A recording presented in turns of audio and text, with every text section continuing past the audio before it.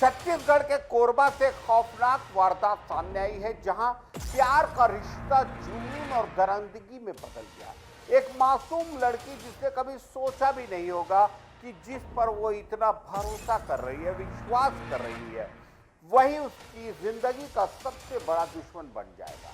Boyfriend ने पहले rape किया, फिर बेरहमी से पेचकस से 51 बार सीने में वार कर उसकी हत्या कर दी।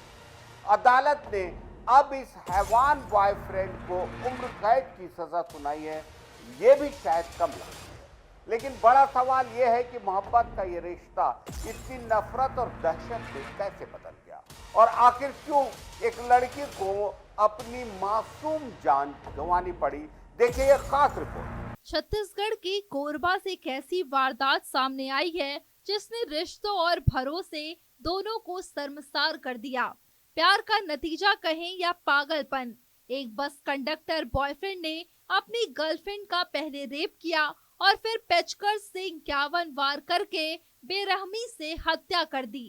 अदालत ने अब इस आरोपी को उम्र कैद की सजा सुनाई है। यह घटना 24 दिसंबर 2022 की है। 20 साल की युवती पढ़ाई कर रही थी और रोजाना कोरबा से जयपुर चलने वाली बस से सफर करती थी। इस दौरान उसकी दोस्ती बस कंडक्टर सहबान खान से हुई। दोस्ती धीरे धीरे प्यार में बदल गई। सहबान शादी करना चाहता था, लेकिन युवती का झुकाव किसी और युवक की तरफ हो गया। यही बात सहबान को नागवार गुजरी और उसने खौफनाक वारदात की साजिश रच डाली। गुजरात के अहमदाबाद का रहने वाला 30 साल का सहबान जयपुर में किराए के मकान में रहता था और चिश्ती बस सर्विस में कंडक्टर था। जब उसे पता चला कि उसकी गर्लफ्रेंड किसी और से बातचीत कर रही है, तो उसने पहले उसे मना किया, लेकिन बात ना मानने पर वह गुस्से से बेकाबू हो गया।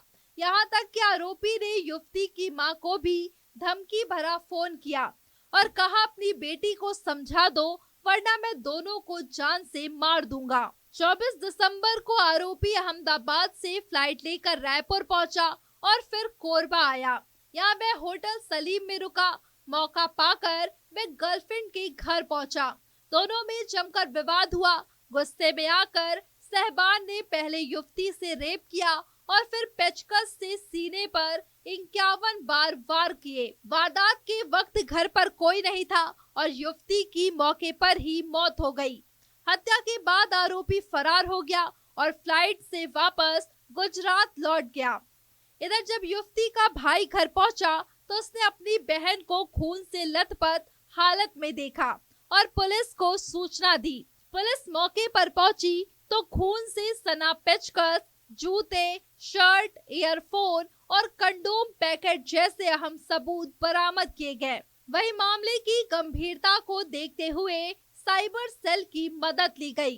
पुलिस ने तकनीकी साक्ष्य और कॉल डिटेल्स खंगाले।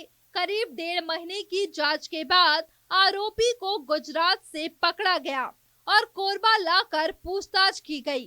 पूछताछ में सहबान ने अपना जुर्म कबूल कर लिया। पूरे मामले में जिला न्यायालय के विशेष न्यायाधीश जगदीप गर्ग की अदालत ने आरोपी को दोषी करार दिया। अदालत ने आरोपी को उम्र कैद के साथ साथ 75,000 रुपए अर्थदंड से भी दंडित किया।